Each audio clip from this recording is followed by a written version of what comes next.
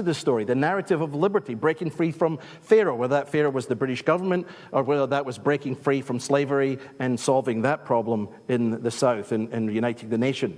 So these narratives of freedom were powerfully used across history. They were intoxicating to rally people. They still are. Visions of freedom can get people moving very quickly, can't they? We must overthrow the ancient regime, tear down the Bastille, establish the new government. And, we find that often the new government doesn't look a lot different from the old government once it gets in power. But what does it mean to be free? That's a question I'm not going to answer tonight. That's one we're going to be looking at all week. We're going to have to play and look at this in depth with freedom. What does it mean spiritually? What does it mean in Scripture? What does it look like psychologically? What does freedom look like? What shape does it take? Dallas Willard, who was a very profound philosopher and a Christian, and actually John Jarogi, one of his mentors, one of our team, Dallas Willard said this: "Our life and how we respond to the world is as a result of who we have become in the depths of our being. We call this inner being our spirit or our will, or as a comprehensive term, our heart. From the contents of our heart, we see our world and interpret reality. From that decisive place in ourselves, we make choices, break forth into action, and try to change our world. We live from our depths, most of which we understand only in part." One of the great breakthroughs of the 20th century from Freud and many others was to look at the subterranean aspects of humanity. That even though we seem to sometimes have external freedom, there's a degree of inner bondage that many of us carry. In fact, all of us carry, isn't there? You could be growing up in a very great home. You can have loving parents, and you can still have problems with self-doubt, or through your schooling years, or through experiences that happen to you, whether abuse or maltreatment. You carry with that into your life, and you have these chains wrapped around you, and they strangle you and suffocate you. Some of you get up in the morning and you go to a mirror and you look in that mirror. You don't like what you see. Or you remember a father or a mother's comments as a child, or an aunt or an uncle that basically said you were going to be a loser, and it echoes like a chamber coming down through your soul. And even though you're successful in business, or you've got a university position, or you've got a family, and it all seems to be working, there's an inner brokenness that screams into you, and you want to be free. And we all know this. It's in our movies. It's all around us. As Pascal has said, and Freud confirmed, and many others, the heart has reasons that reason itself cannot understand. So if you think apologetics is all about basically amassing all kinds of arguments and basically rational information to take on the Goliaths of culture and slay them with the wit and wisdom of Christian conceptions of reality, then you're misunderstanding the story. We are about men and women in the marketplace of ideas struggling for life and finding the gospel and the hope that comes in the shape of Jesus Christ. But our desire for and our pursuit of freedom is often a costly business. Why? Because I think we tend to be very naive about the word freedom. We don't really know what it means fully. So we're not quite sure what we mean. We just know we want to be free from whatever it is that's bothering us or oppressing us. We assume often that maybe if I can just gratify my desires, I will be happy. I go back to my story. That was my vision. And I've talked to adults. At this stage in my life, I'm meeting people who are walking away from marriages, covenant relationships, where women have raised children, and then these men they're kind of bored now, and, they walk away because they see some young babe and think, they'll start again and be happy now and live happily ever after. And they destroy their reputation, they destroy their children, they destroy a church or damage it. But they think they're finding freedom. And they're just going back into the same cycle because it's inside. It's not the change of the outside that makes the difference. Be careful what you want. Ralph Waldo Emerson famously said this: "The gods we worship write their names on our faces, be sure of that. A man will worship something, have no doubt about that either. He may think that his tribute is paid in secret in the dark recesses of his heart, but it will out. That which dominates will determines his life and character. Therefore, it behooves us to be careful what we worship, for what we are worshiping, we are becoming." One of the problems with revolutions is that they never seem to go where you want, do they? I'm a child of I was born in the late 50s, so I'll give my age away, but I grew up to sort of musical consciousness in the 70s, when the real rock music existed, the Who and bands like this. And one of the Who's great songs was, "We Won't Get Fooled Again." And in the chorus says, "Meet the new boss, the same as the old boss." And so much of that's we're always tearing down. We do this in churches, we do this in families, we tear down, but we have no vision of what we're going to build. So we only orientate ourselves by negative freedom. So whose freedom? John Stuart Mill, himself reacting against the Victorian culture of his time, who wanted freedom and has become one of the fathers of the utilitarian movement or libertarianism. He said, the only freedom which deserves the name is that of pursuing our own good in our own way, so long as we do not attempt to deprive others of theirs or impede their efforts to obtain it. People who have never read John Stuart Mill know this is a mantra. This is in American culture. This is in our movies. This is in our songs. Be good to yourself. Look out for number one. Be happy. It's all about you, baby. No matter what the movie is about, it all comes down to look to your inner self. Be true to yourself. And this is the endless story we get over and over again. But to be really free, it's not just a question of being free from things. We need authority and power to achieve things, don't we?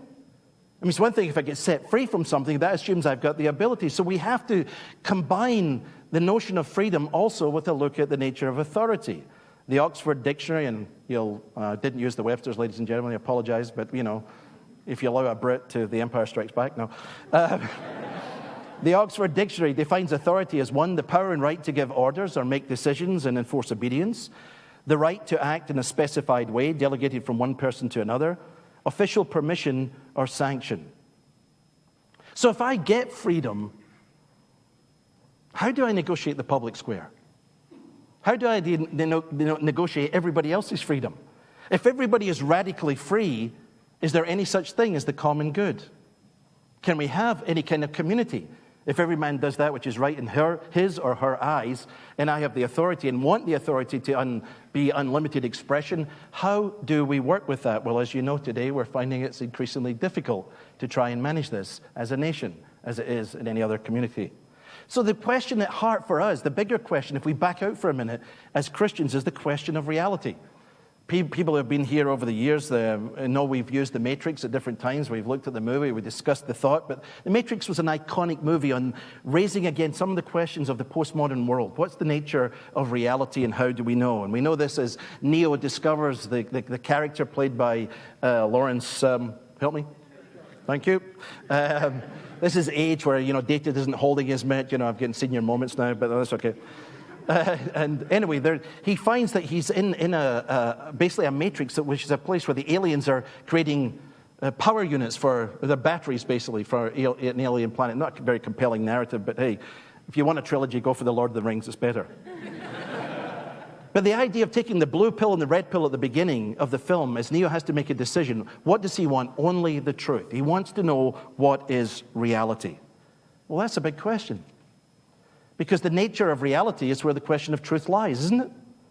As Christians, you're in the reality business. You're not here because you make up your own view of reality. You're here because you believe that reality is of a particular shape. Well, what is that reality? You talk to a Hindu, all is Atman is Brahman, Brahman is Atman. It's all the world of spirit, right? If we talk to many of our Darwinists today, or the four horsemen of the apocalypse, I mean, everything is matter. It's all just matter in motion plus chance, time, and necessity, right? But if we are theists, we believe we're in a world that has been created by God, and that's where we begin.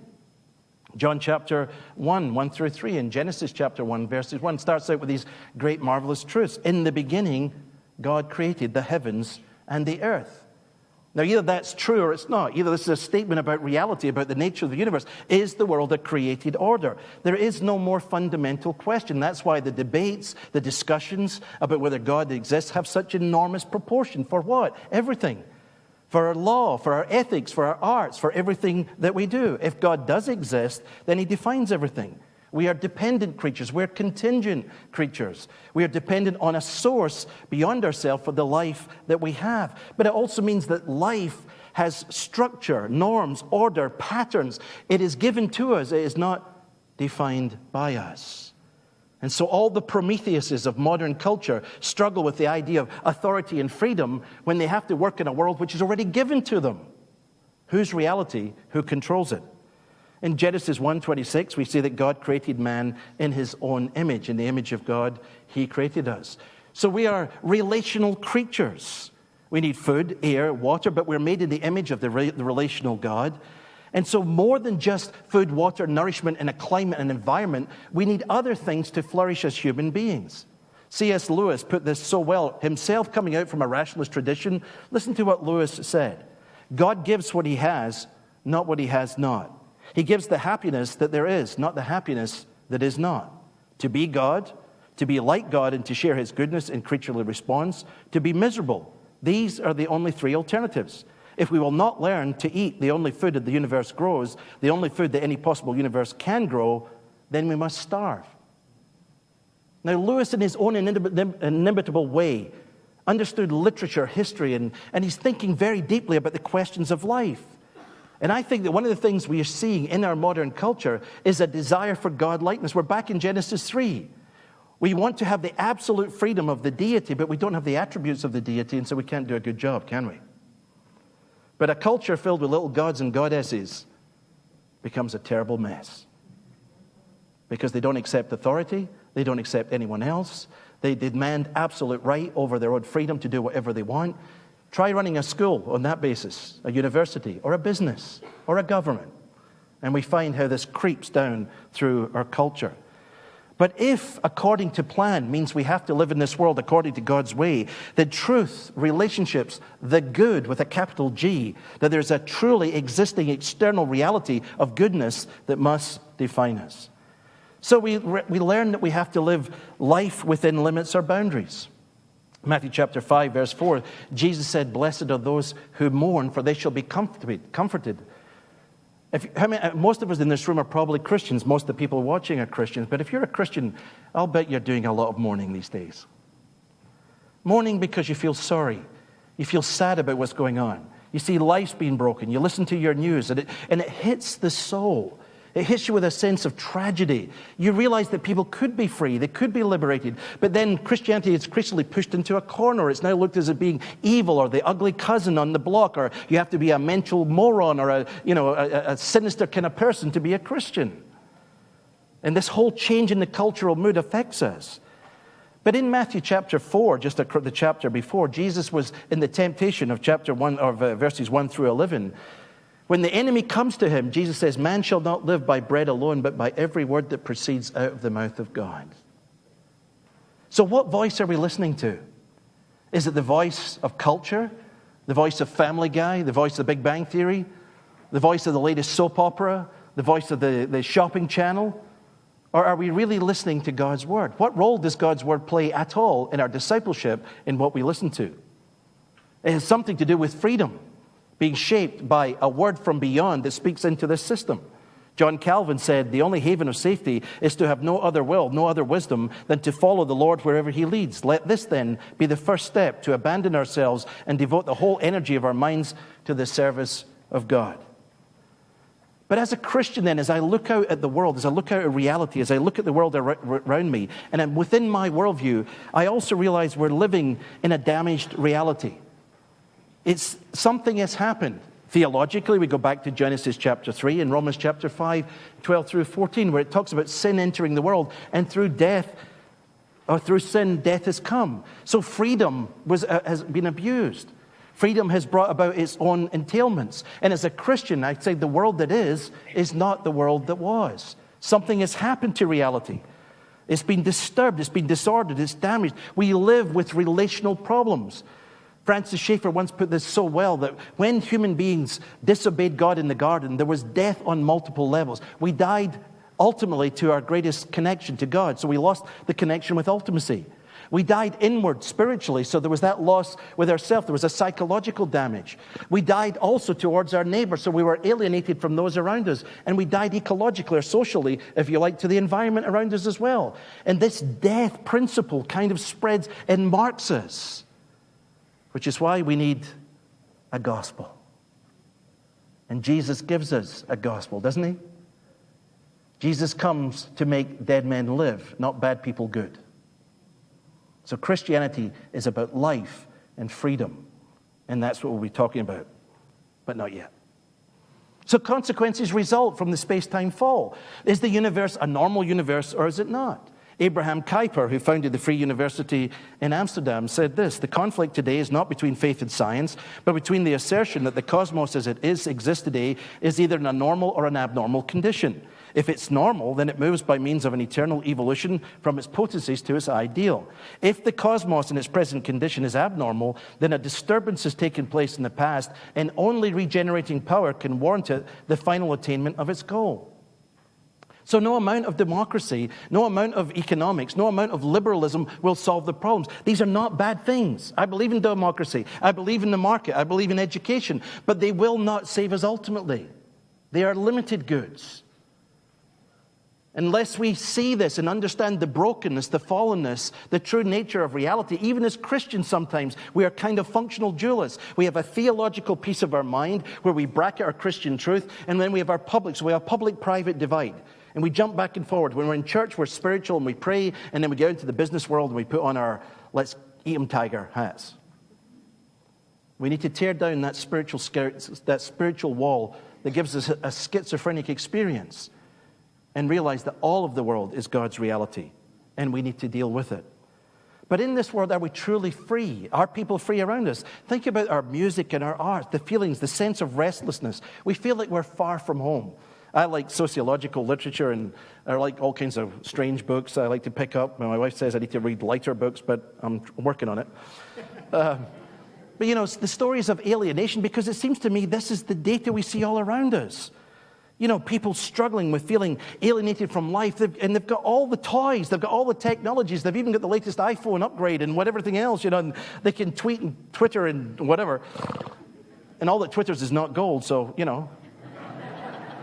And they're always looking, never finding. Always, you know, bigger car, bigger house, more this, more that, never finding. It's like we sense we've lost something. There's a displacement. We're alienated. We're in the universe, but we don't feel quite at home.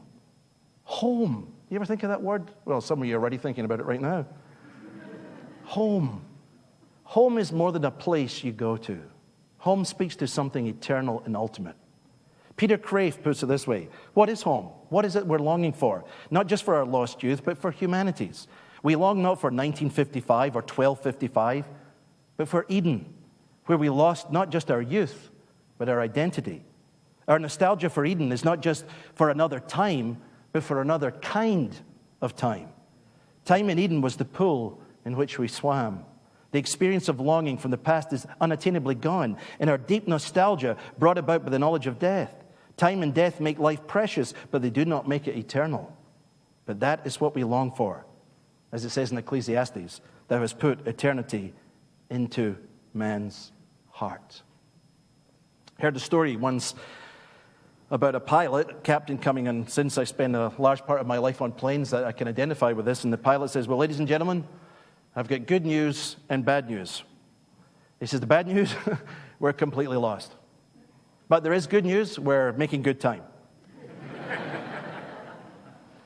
Doesn't that feel a little bit like what our culture is dealing with at the moment? We're making great time with all our technological upgrades, but we have no idea where we are, we have no idea where we're going. We're disorientated and we're driven.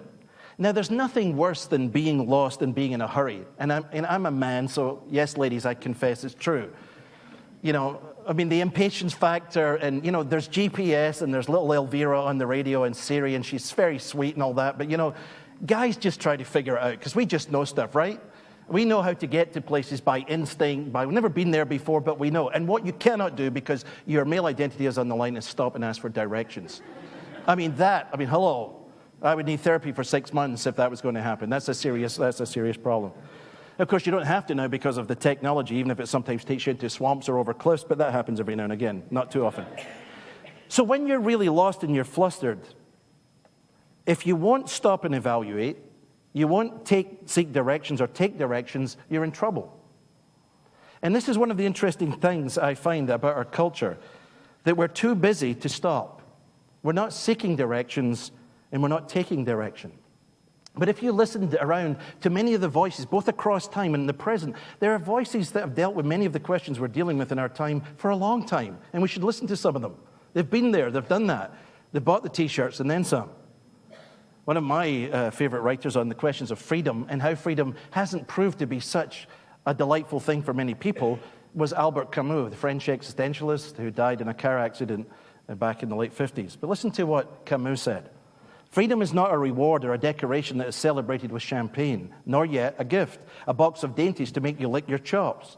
Oh no, he says, it's a chore in a long-distance race, quite solitary and very exhausting. From his novel, The Fall. So for Camus, he was really here. We're in this world in which there is no God. Essence, according to the existence, precedes essence. So life essentially is a project, and you are free. But that means all of your life is a huge project to define your life. Well, that's a huge burden to bear, isn't it? To find out everything about everything, to define yourself, your identity, your calling. It might sound like an adventure, but it's a lot of burdens for many people. In the past, we had institutions and structures and other things where people could join guilds and sort of fit in as part of that for people who didn't want to make their life a project. They just wanted to get on and have a family and get along. But now, everybody has to invent themselves, and you all have to succeed, and you all have to be number one. We don't want losers. No losers may apply. This is American Idol here. We only want winners, right? The rest of you go off and do whatever. Well, there's not many room at the top on that vision, is there? So our life then becomes struggling about freedom and not just being free from things, but free for something. So life often comes marked with pain. We see this in our movies and cable TV. And it's interesting how much, have you noticed how much of the television and the cable series have become much more dark, or not bad necessarily, just more real. They're dealing with the fact, the geeks in school that were tormented and the person who could never quite make it. These are now our new heroes. They're being put forward.